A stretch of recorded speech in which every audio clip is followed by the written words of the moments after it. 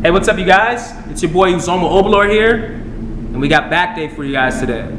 So I got a lot of good workouts for you, but more importantly, I got that voiceover guidance. I want to teach you guys some things while you're lifting. Some things to keep in mind, some tips, things to think about, and things to feel for while you're lifting, instead of just going through the motions.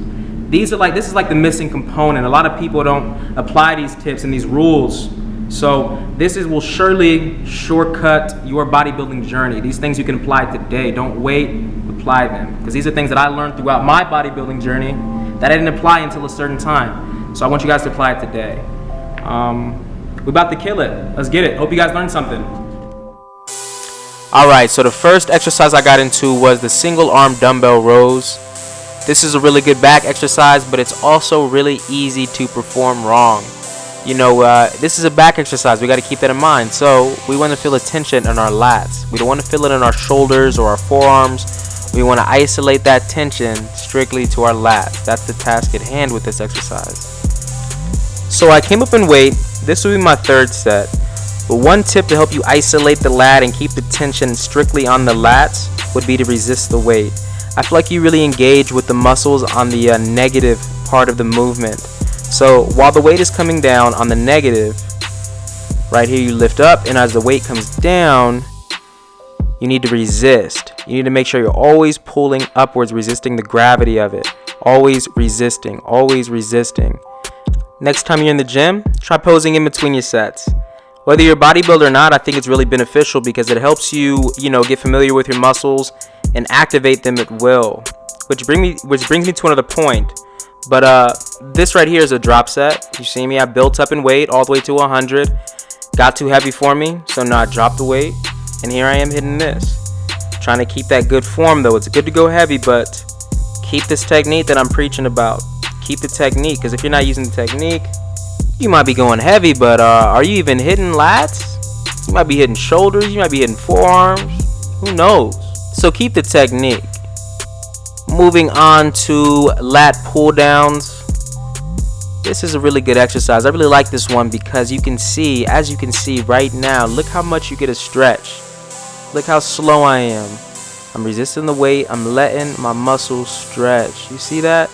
Then the video speeds up. And I'm probably still going slower than most people do this exercise, even at 2 times speed. So I'm not saying you have to work out slow. That's not how I am. I'm just saying make sure that your lats are in control of the workout the whole time. I'm not saying just work out slow. Even though I do it, that's not what I'm telling you to do.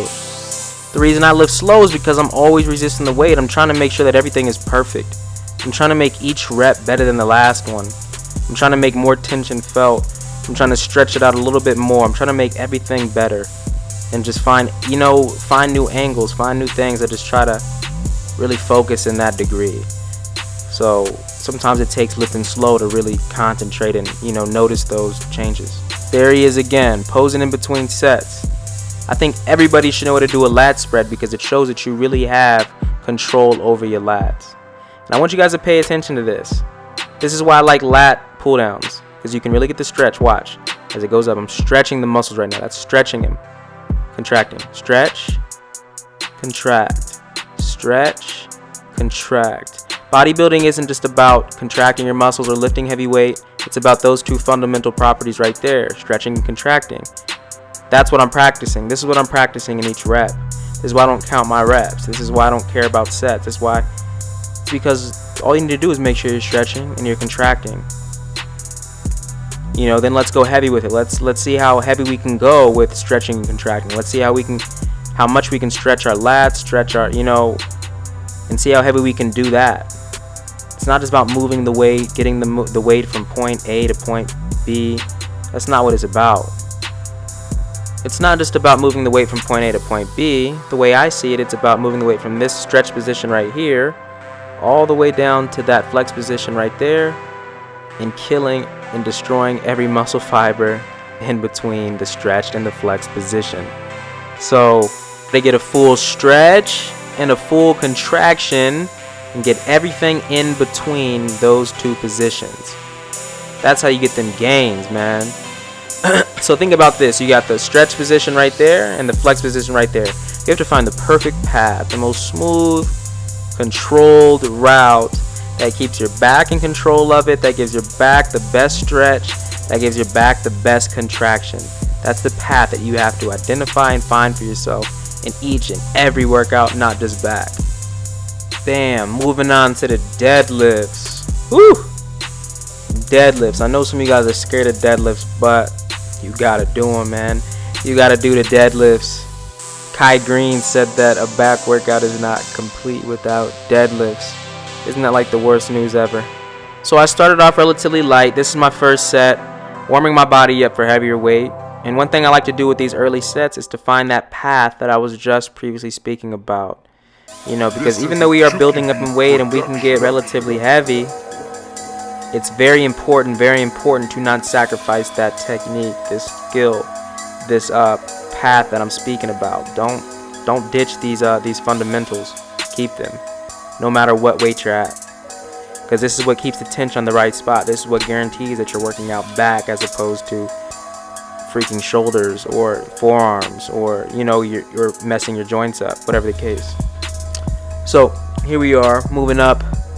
Came up to 3 plates. I hate deadlifts, man, because my grip is not the best and it always slips out. So I had to like readjust every single time at the bottom. You know, I had to readjust my grip and just grab it again. And that shit is taxing, let me tell you, to start at the bottom again and keep doing it. I maybe need to invest in some straps or something. I've never been able to go really heavy in deadlifts because of that. So guess I'll just have to get that grip strength up. Oh man, you guys are gonna hate me for this one. So we moved on to the bent over underhand rows. I really like this one because I'm trying to build my lower back, make it more thick, and this is just the perfect exercise for that. But there's a little twist to it. Here we are posing in between the sets like I preach. Gotta practice what you preach. Here's the second set. All we did was add 10 pounds, you guys. You guys can do it. All we did was add 10 pounds. Nothing big, nothing major. As you can see the path in this one. That's a stretch. That's the flex. Stretch, flex, stretch, flex. Every workout has one. You gotta find it. You gotta find out what the stretch position, what the flex position is. Find your path and take the same path every single time. Down and up, down and up. Same path every single time. Very consistent, very boring, very repetitious. That's the key. That's the missing component. That's how you get the gains. Woo!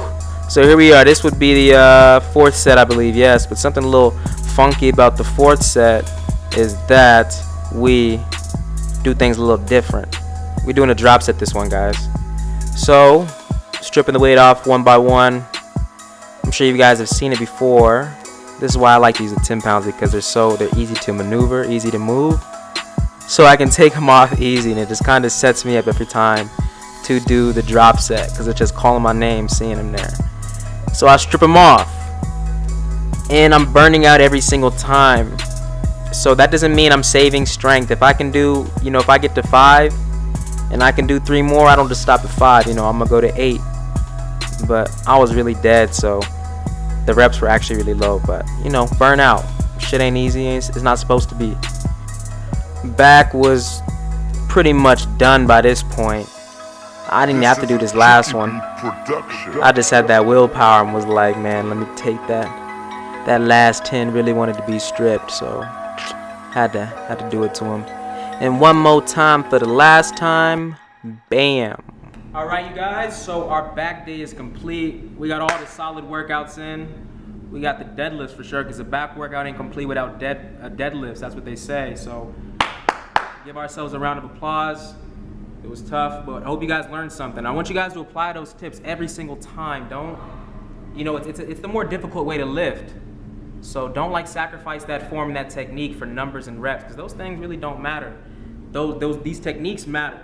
Apply that. That's the missing component. So hope you guys learned something. Go out and try these workouts, and then, you know, comment. Let me know what you guys think about it. Let me know how it felt. Let me know the results. And thank you. Please subscribe too. Subscribe to that channel. We're about to come out with a whole bunch of content 2017. So I'm excited for that, and I'm excited to give that to you. I want to teach you guys some how to get the gains, man. I'm gonna show you guys. So peace out, enjoy, thank you.